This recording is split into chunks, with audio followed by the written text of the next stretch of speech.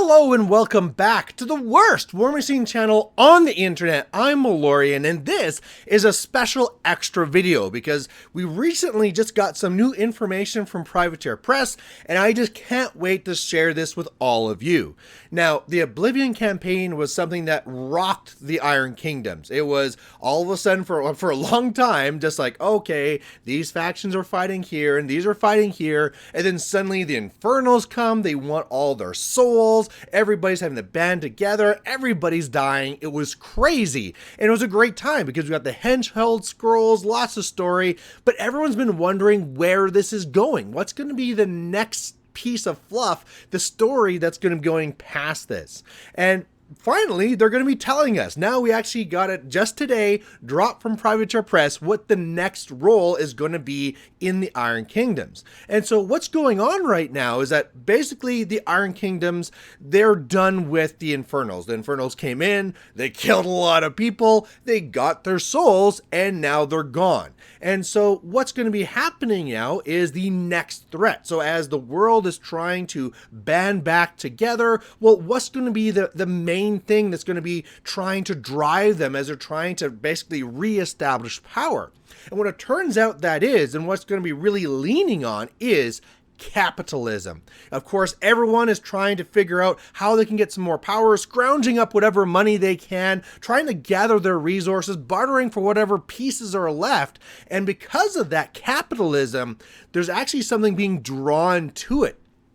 Now, just like how all the death and destruction from fighting the Infernals brought forward the Death Archon, all this capitalism that's going on right now is actually going to be helping something else take form. And what it actually is going to be is the Money Archon. And I love this.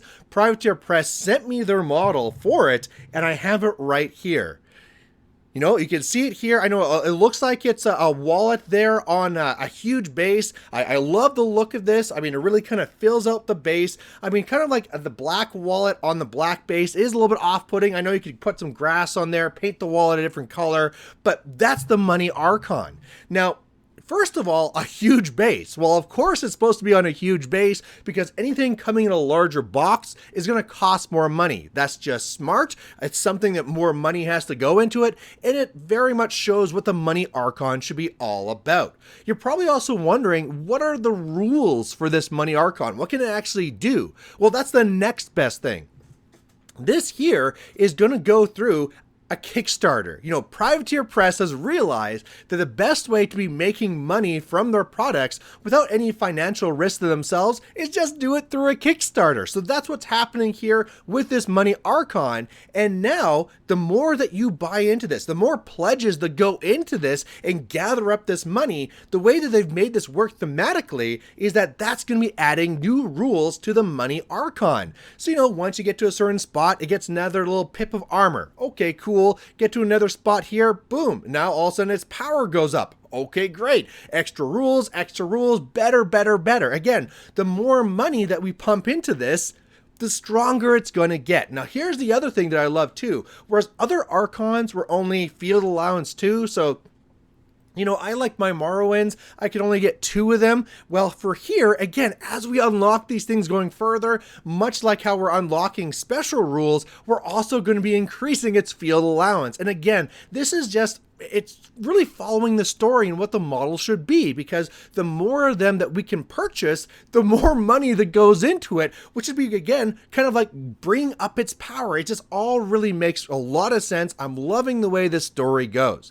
Now, it doesn't quite end there. I mean, of course, we're going to have the Kickstarter. We'll see how much money we get put into this. We'll see where we kind of end up with the rules from the Kickstarter. However, that's going to be followed by a CID. Now, Privateer Press don't want to be tied to just what the rules might be coming from that actual first Kickstarter. They want to have a little bit more of a chance to kind of even things out.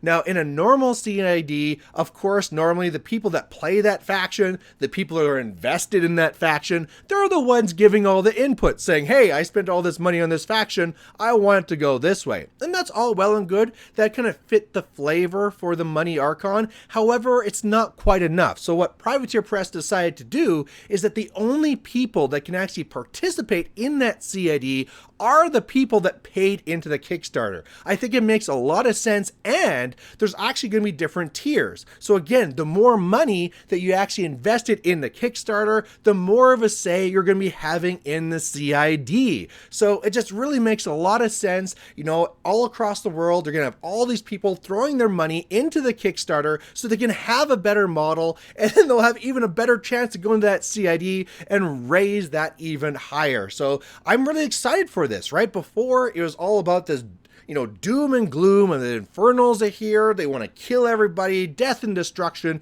taking your souls. But now it's just the happiness of capitalism and how much money can we throw at this. So pay to play Kickstarter should be going up right about now, so please go there and check it out. But otherwise, that's it. That's our new Archon. I hope you enjoy it, and otherwise, we'll catch you later. Happy obvious April Fool's.